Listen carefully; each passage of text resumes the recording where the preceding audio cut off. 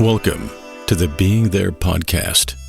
Stories from the road, where we keep the rubber side down. These are stories written by my father, Gene McAlmont. Commentary by his son, me, John McAlmont. This is episode 25, written January 1st, 2006. West of Sanderson.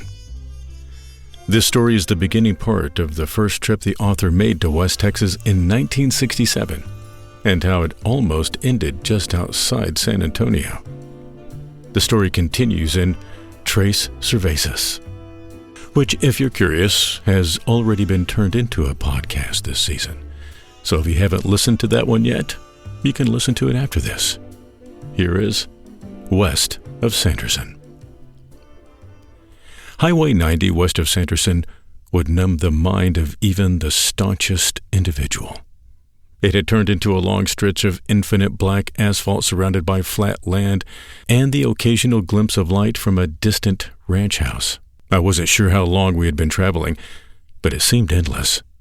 None of us were wearing anything warmer than a t-shirt, and the nighttime temperature had already dropped well below my tolerance level. I flashed my Bonnie's feeble headlight and motioned to the roadside park just ahead. We pulled off the highway and parked our bikes. The smell of cooling engines drifted in the air as we sat on the sun-warmed concrete tables of the roadside park. It was good to be sitting on something solid that didn't vibrate, and the warmth erased the throbbing in my backside. Larry sat lost in the blaze of a diamond-studded sky. "I figured it's another 3 hours Fort Davis," Paul said, as he kicked at the oil-stained dirt under his '52 Harley. "No, it's too fucking cool to go on," Larry said. The cold had affected him the most. Perhaps it was his thin t-shirt. Perhaps it was the numbness in his arms and neck. Who knows? I passed around the little water I had, and we ate my last 2 candy bars. We hadn't seen a car for hours. The ribbon of asphalt seemed to disappear into blackness in both directions, as if being swallowed by endless night. Still, we were lucky. We had made it this far. We didn't have much money between us, but that didn't matter. In 1967, gas, cigarettes, and beer were cheap, and Paul had assured us that his billiard skills would provide the necessary capital. He knew of this bar just outside of Castroville, where he thought he could hustle some loose change. It sounded like a good idea. We parked our bikes in the loose gravel beside the rundown tavern and walked in. Larry and I took a seat at the bar while Paul sized up the local players. Tepid air hung in the smoky layers, stirred lightly by the blades of a ceiling fan. Neon signs advertising Mexico's finest cerveza flashed at us in a garnish red and green tone. The brass railing along the bar had been polished clean by countless forearms, leaning in for just one more. We knocked back a couple of cold ones and smoked a few as Tejano music blared from a shabby jukebox. Paul engaged some of the players, but he was losing some serious change.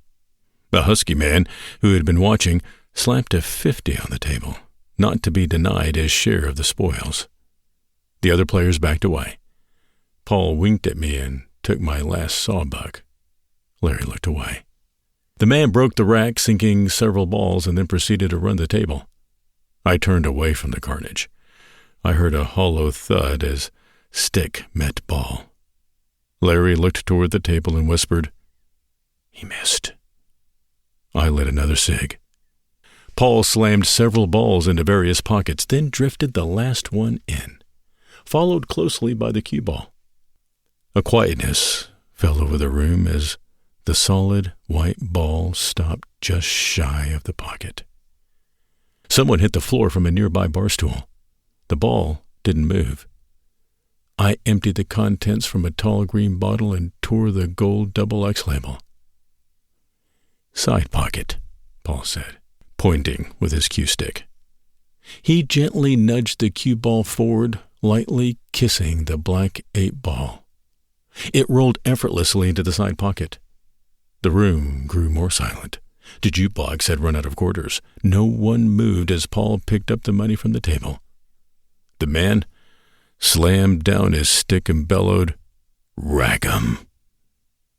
Paul placed the man's 50 back on the table. More money changed hands in whispered side bets. I crumpled the now empty cigarette pack and tossed it onto the bar.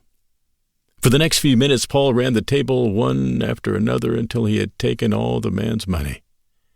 Larry disappeared, saying something about a man and a dog. I was left alone at the bar, drowning under the stare of countless eyes. I fumbled at my shirt pocket. The air grew thickly silent and uncomfortably hot. Sensing we had outlived our welcome, Paul thanked the man for the games and picked up the remaining cash. We moved towards the door. Larry was already outside on his bike. We stepped from the porch onto the white gravel of the sun-baked lot. Larry rode to the highway's edge and stopped. "You're a hustler, aren't you?" the man bellowed. I heard the screen door open. Paul squeezed my arm and pushed me forward. "Hey, gringo, I'm talking to you, man." It was a word I'd heard before, but never with so much venom. "Get on your bike and ride," Paul said, pushing me towards my body.